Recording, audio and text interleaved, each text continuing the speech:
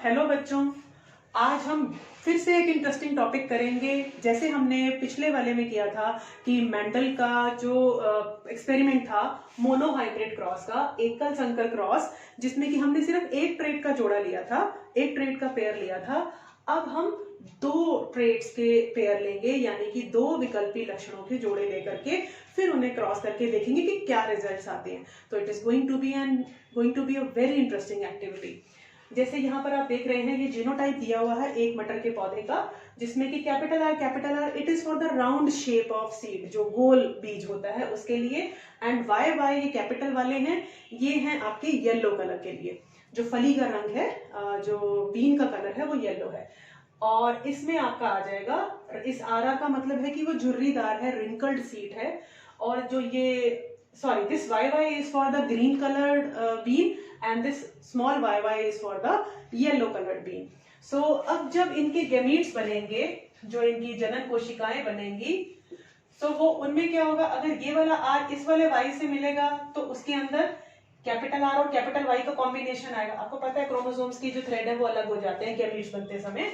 और अगर सपोज इस R को ये वाला Y मिला तो भी RY ही बनेगा, एक और RY। अगर ये दोनों ने आपस में इस तरह का कॉम्बिनेशन आया तो RY, और अगर इसका इसके साथ आया तो RY। So we can say कि R और एक कैपिटल R और कैपिटल Y ही इनके गैमीट्स में आएगा। इन द सेम वे यहाँ भी कॉम्बिनेशन यही बनेंगे, RY है तो स्मॉल r और स्मॉल y। अब जब इन्हें क्रॉस करवाया जाएगा, कहने का मतलब ये है कि RY RY RY RY, ये अब चाहे ये वाला इससे मिले, चाहे ये वाला इससे मिले, चाहे ये वाला, चाहे ये वाला, इन चारों में से कोई भी अगर इससे मिलता है, कंबाइन तो किससे भी हो सकता है, it is just a matter of chance. So RY और स्मॉल RY जब भी ये क्रॉस होगा तो F1 प्रोजेनी में या F1 पीढ़ी में जो ऑर्गेनिज्म बनेगा, जो सेल बनेगा, उसमें यही कॉम्बिनेशन आने वाला है। रेड का जीनोटाइप, राउंड सीड का कॉम्बिनेशन ये होगा, और ग्रीन के लिए इस तरह का आएगा। यानी कि ये जो अब जब भी इनके क्रॉस से, यानी कि ये हैं आपके राउंड एंड ग्रीन, और ये हैं आपके wrinkled and yellow. So whenever अगर इस तरह का जीनोटाइप है राउंड और ग्रीन का, और रिंकल्ड येलो का ऐसा जीनोटाइप है, सो इनके क्रॉस के बाद जो F1 प्रोजेनी आएगी, जो F1 पीढ़ी आएगी, पहली पीढ़ी आएगी, उसमें जीनोटाइप ऐसा होगा।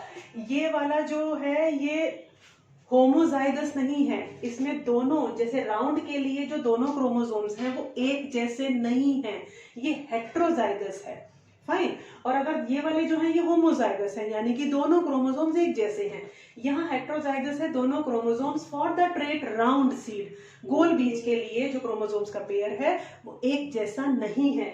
और ऐसे ही ग्रीन कलर के लिए, ग्रीन कलर की बीन के लिए, फली के लिए भी यहाँ जो क्रोमोसोम्स का पेयर है, जोड़ा है, वो एक जैसा नहीं है, यहाँ पर है एक जैसा है। चाहे इसके पास है, ये भी एक जैसे है क्योंकि दोनों स्मॉल y हैं, यहाँ दोनों कैपिटल Y हैं। गेटिंग?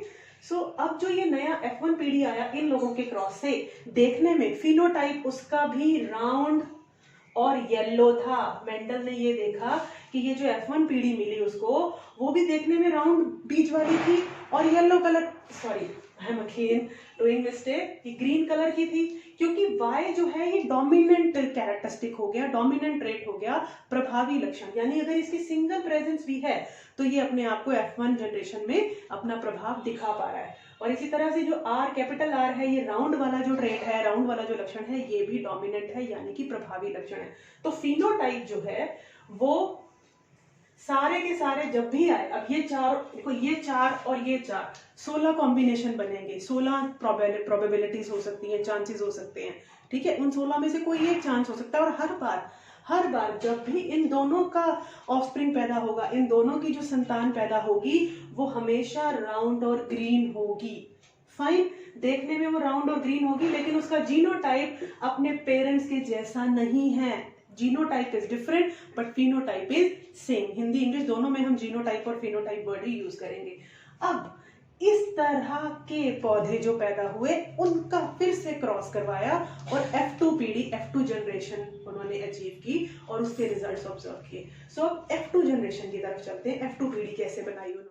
तो अब हम चलते हैं, F1 प्रोजेनी हमें मिल गई थी, अब हम F2 प्रोजेनी, जैसा कि मेंडल ने अपने एक्सपेरिमेंट में किया।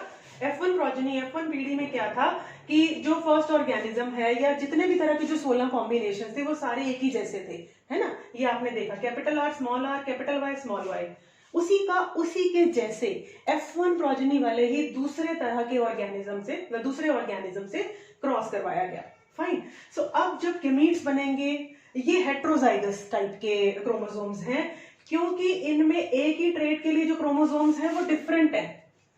हेट्रोजाइगस या विषम युग्मजी, है ना, सम युग्मजी या होमोजाइगस नहीं है। अगर कैपिटल आर होता तो ये होमोजाइगस होता, लेकिन ये हेट्रोजाइगस वाला कॉम्बिनेशन है, ये भी जो ग्रीन ट्रेट के लिए, ग्रीन कलर बीन के लिए। अब जब इनके गैमेट्स बनेंगे, जब इनकी रिप्रोडक्शन की बारी आएगी, तो ये क्रोमोसोम्स के पेयर अलग हो जाएंगे। क्रोमोसोम्स के पेयर अलग, यानी कि हर सेल के अंदर, हर गैमीट के अंदर एक एक सिंगल क्रोमोसोम जाएगा एक ट्रेट के लिए, एक लक्षण के लिए। अगर ऐसा ना हो तो क्या होगा कि जो सेक्सुअल रिप्रोडक्शन करने वाले ऑर्गेनिजम्स हैं, लैंगिक जनन करने वाले जीव हैं, उनमें अगर एक लक्षण के लिए क्रोमोसोम का एक जोड़ा जो है अगर वही रहेगा गैमीट में भी, तो एक मेल गैमीट और फीमेल गैमीट जब आपस में फ्यूज करेंगे तो 2 और 2 4 हो जाएंगे नेक्स्ट जनरेशन के ऑर्गेनिज्म के पास। सो ऐसे तो क्रोमोसोम्स की संख्या बढ़ती जाएगी। इसलिए क्या होता है कि हर लक्षण के लिए जो जोड़ा होता है उसके धागे अलग अलग हो जाते हैं, वो थ्रेड अलग हो जाते हैं, क्रोमोसोम्स अलग हो जाते हैं, पेयर से वो सिंगल बन जाते हैं। और एक गैमीट मेल गैमीट है सपोज, और वो फीमेल गैमीट से, फीमेल युग्मक से जब मिलेगा, फ्यूज करेगा, तो जो नया वाला ऑर्गेनिज्म है उसके पास वो पेयर कंप्लीट हो जाएगा, वो जोड़ा कंप्लीट हो जाएगा। Fine, is it clear?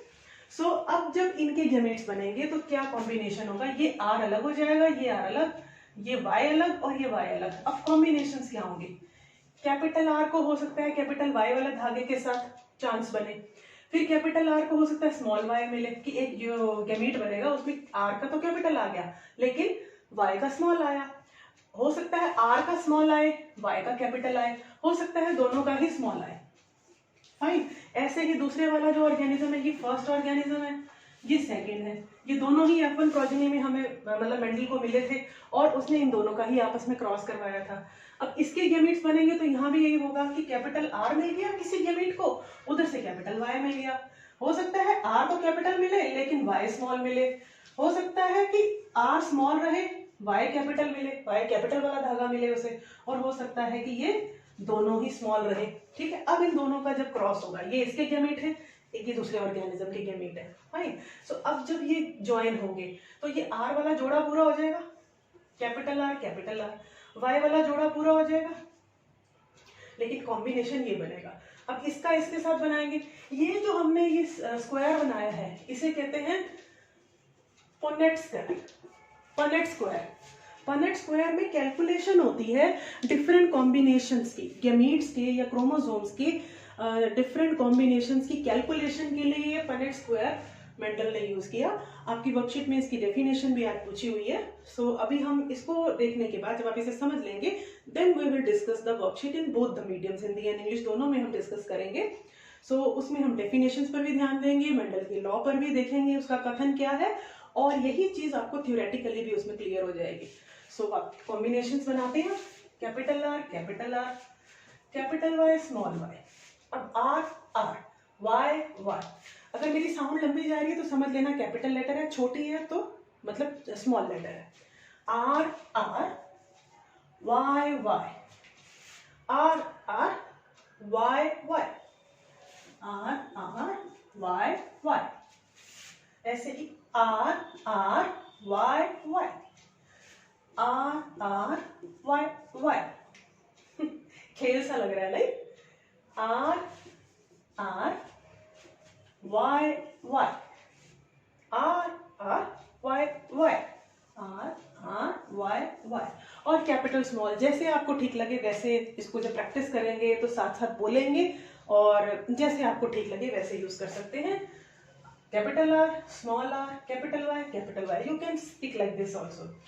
Capital R, small R, capital Y, small R, capital Y, small R, capital Y, small Y. Here capital R, small r, capital Y, small y. Capital R small y, small y, small r, capital Y, small y. The last is small r, small y, small y. अब देखने में ये होगा round and yellow, sorry green. ये मुझे I also get confused with the capital Y. I take it as yellow, but actually it is green. Worksheet and book में ना Y use किया हुआ, अदरवाइज हम इसको कैपिटल G ले लेते हैं, है ना, फिर कंफ्यूजन नहीं होता. बट एनीवेज इसी तरह से चलिए, बिकॉज जब टीचर्स भी पेपर चेक करेंगे तो अकॉर्डिंग टू एनसीईआरटी की कीज बनी होती हैं एंड वही माइंड में सेट हो जाता है. And it would look as round green, क्योंकि इसके पास एक कैपिटल Y है. अगर एक भी कैपिटल Y है तो वो ग्रीन होगा.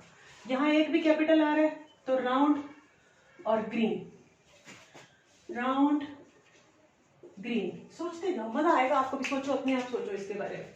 मेरे लिखने से पहले ही सोच लो और फिर अपने माइंड को मेरे वाले आंसर से कंपेयर कर लेना. राउंड ग्रीन, राउंड, इसका क्या होगा? येलो. वेरी गुड, बिकॉज यहाँ दोनों स्मॉल y हैं. ये फिर से round green, round yellow, because दोनों स्मॉल y हैं. Round green, round green. ये आ गया रिंकल्ड, क्योंकि दोनों स्मॉल r हैं. रिंकल्ड बट ग्रीन, क्योंकि दोनों y है कैपिटल. Wrinkled green. राउंड ध्यान से लिखेंगे, ग्रीन. फिर से हमारा वही वाला कॉम्बिनेशन आ गया. Round yellow, wrinkled green and wrinkled yellow. Right. अब आप इसका फिनोटाइप देखिए. राउंड ग्रीन वाले कितने हैं? 1 2 3 4 5 6. ये नहीं है, ये नहीं है, ये राउंड ग्रीन नहीं है. हम राउंड डालते जा रहे हैं. हमें राउंड यहाँ नहीं डालना है. Round green 1 2 3 4 5 6 no 7 8 9. आगे नहीं है. तो राउंड ग्रीन वाले कितने हो गए? राउंड एंड ग्रीन, ये कितने हो गए? 9. फाइन. अब देखेंगे राउंड एंड येलो. सो इसको हम अलग तरह से ले लेंगे. Round yellow, round yellow and round yellow. ये हो गए 3. ठीक है, यहां इसको जरा रब कर देते हैं और ये हमारे पास आ गए राउंड येलो. फाइन. अब एक कॉम्बिनेशन है हमारे पास wrinkled green and wrinkled green. Wrinkled green, ये भी 3 है. और अब एक ही कॉम्बिनेशन बचा, रिंकल्ड येलो, रिंकल्ड येलो. ये आपके पास 1 है. सो फिनोटाइप है. ये सारे क्या हैं? फिनोटाइप. तो फिनोटिपिक रेशो ये आपसे पूछी जाती है. यूजुअली ये रेशो जो है जिसे आप लिखेंगे 9:3:3:1 और ये चीजें याद रखेंगे. Round green, round yellow, wrinkled green, wrinkled yellow, इस तरह के कॉम्बिनेशंस आएंगे. 9:3:3:1. ये डाई हाइब्रिड क्रॉस की ये रेशो यूजुअली एग्जाम में पूछी जाती है. इस तरह का पूरा आपको पिनेट स्क्वायर ड्रॉ करने के लिए डाई हाइब्रिड क्रॉस में नहीं आता. हाँ, लेकिन जो मोनो वाला किया था ना, जैसे हमने कैपिटल टी वाला किया था, वो काफी इंपॉर्टेंट है, जिसमें आपकी 3:1 की रेशो आई थी, जीनोटाइप वाली रेशो. वो भी इंपॉर्टेंट है, लेकिन उसमें वो स्क्वायर बनाने के लिए आता है. राइट, किसी भी एक ट्रेड का एग्जांपल लेकर के. बट यहाँ डाई हाइब्रिड में आपको ये रेशो आती है. Sometime it is directly, sometimes कुछ ट्रेड्स का एग्जांपल देकर के पूछा जाता है. सो जब हम इस चैप्टर का रिवीजन करेंगे तब इस तरह के क्वेश्चंस भी डिस्कस करेंगे. सो ये 9:3:3:1 ये फिनोटिपिक रेशियो जो है ये कैसे आई, तो उसके लिए ये पिनेट स्क्वायर ड्रॉ करना जरूरी था. एंड आई होप अब आपको क्लियर हो गया होगा. और अब हम चलेंगे वर्कशीट की ओर. वर्कशीट का लिंक मैं अपने डिस्क्रिप्शन बॉक्स में भी दे दूंगी, जहां आप उसे रीड करने के लिए रेफर कर सकते हैं. और वर्कशीट में अब आपको वहां जब आप थ्योरी पढ़ेंगे, मेंडल का लॉ पढ़ेंगे, सो आपको काफी क्लियर हो जाएगा, बिकॉज अब आपने ये प्रैक्टिकली इसको देख लिया है कि कैसे करते हैं, but don't skip the practice. Practice जरूर करनी है, चाहे डाई हाइब्रिड क्रॉस की है चाहे मोनो हाइब्रिड की। मोनो हाइब्रिड की तो बहुत सारे एग्जांपल्स कर लेना, इसको आप सिर्फ राउंड और ये ग्रीन वाला ले सकते हैं same as it is example, 2-3 बार करके देखना, सो दैट तभी आपको कंसेप्ट बहुत इंटरेस्टिंग भी लगेगा और आपको अच्छे से समझ भी आ जाएगा। तो अब चलते हैं वर्कशीट की ओर। पहला प्रश्न है, द्विसंकर क्रॉस और पेनेट वर्क की परिभाषा लिखें। पेनेट वर्क की परिभाषा आपके सामने ही है कि आरेख के अध्ययन की सहायता से ये है जनकों द्वारा युग्मकों का उत्पादन, युग्मनजों जाइगोटों का निर्माण, F1 F2 संतति पादपों को समझाया जा सकता है। मतलब कि जिस पेनेट वर्ग का मतलब है कि एक ऐसा वर्ग, एक ऐसा आरेख जिसमें कि हम गणना करते हैं और कि किस प्रकार के गैमीट्स होंगे, किस प्रकार के युग्मनज हैं और किस प्रकार से F1 और F2 संततियाँ बनेंगी। और अगर हम द्विसंकर क्रॉस की बात करें तो इसकी परिभाषा आपकी वर्कशीट में यहाँ ऊपर दी हुई है।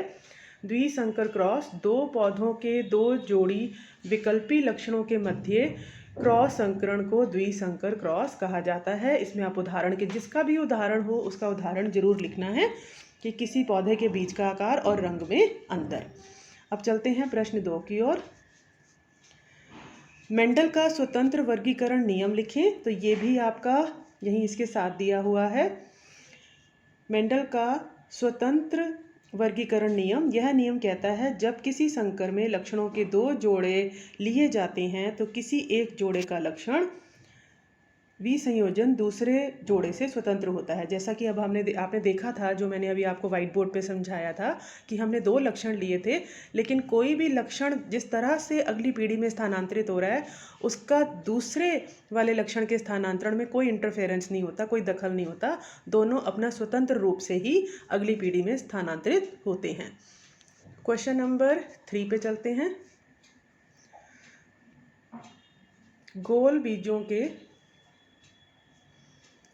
गोल और पीले बीजों के साथ मटर के पौधों में अलग आत्म परागण के बाद मेंडल द्वारा निम्नलिखित प्रकार के बीज प्राप्त किए जाते हैं। अब गोल और पीला ये है 630, गोल और हरा 236, झुर्रीदार और पीला 202 और झुर्रीदार और हरा 64। तो इसका विश्लेषण करें और इसका सिद्धांत का वर्णन करें जो इन परिणामों की व्याख्या करता है। तो सिद्धांत आपका वही द्विसंकर क्रॉस का ये आ जाएगा जो हमने यहाँ पर देखा था, ये जो स्वतंत्र वर्गीकरण नियम। और इसमें आप देखेंगे कि जो इस नियम को लिखेंगे, पहली बात है कि इसमें ये सिद्धांत है। क्यों ये वाला सिद्धांत है? क्योंकि यहाँ पर जिस तरह का क्रॉस हमने ये पेनेट वर्ग बनाया था और हमारा जो अनुपात आया है वो है 9:3:3:1, 9:3:3:1। ये आपने बताना है, क्योंकि अगर आप यहाँ पर जो ये डेटा दिया हुआ है इसको अगर अनुपात में कन्वर्ट करें तो ये आपको इसी तरह का ही दिखेगा। इनका अगर आप अनुपात बनाएं तो ये 9:3:3:1। तो इस प्रकार द्विसंकर क्रॉस कराने पर जो गणना, जो डेटा हमें मिलता है, जो इन्फॉर्मेशन मिलती है वो ये है, और उसके पीछे का सिद्धांत जो ऊपर लिखा हुआ है आपका स्वतंत्र वर्गीकरण का नियम। ठीक है, अब इंग्लिश मीडियम के क्वेश्चन आंसर डिस्कस करते हैं। Question number 1 is define dihybrid cross and Punnett square. तो पनेट स्क्वायर की ये सबसे नीचे वर्कशीट में दी हुई है। It is a graphical representation to calculate the probability of all possible genotypes of offspring in a genetic cross. जब एक जेनेटिकली क्रॉस कराया जाता है तो जितने पॉसिबल जीनोटाइप्स की प्रोबेबिलिटीज़ हैं, चांसेस हैं, उनको ग्राफिकली रिप्रेजेंट करना is Punnett square. And dihybrid cross, जिसमें हम 2 कैरेक्टरिस्टिक लेते हैं, and the definition is given here at the top of worksheet. Dihybrid cross, a cross between two plants having 2 pairs of contrasting characters. जब 2 pair लेते हैं contrasting characters के, is called dihybrid cross. And you will definitely give example, difference in plant seed color and shape.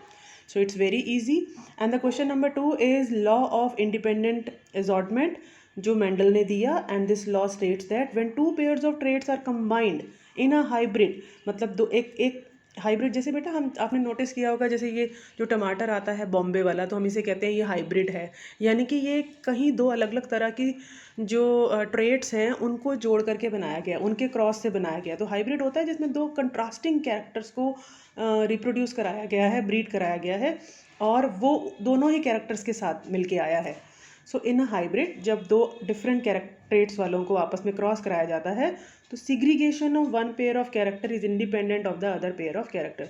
जिस तरह से एक character आगे transfer होता है उसका दूसरे कैरेक्टर के ट्रांसफ़र से कोई इंटरफेरेंस नहीं होता, उसका उसमें दोनों इंडिपेंडेंटली ही ट्रांसफ़र होते हैं नेक्स्ट जनरेशन में।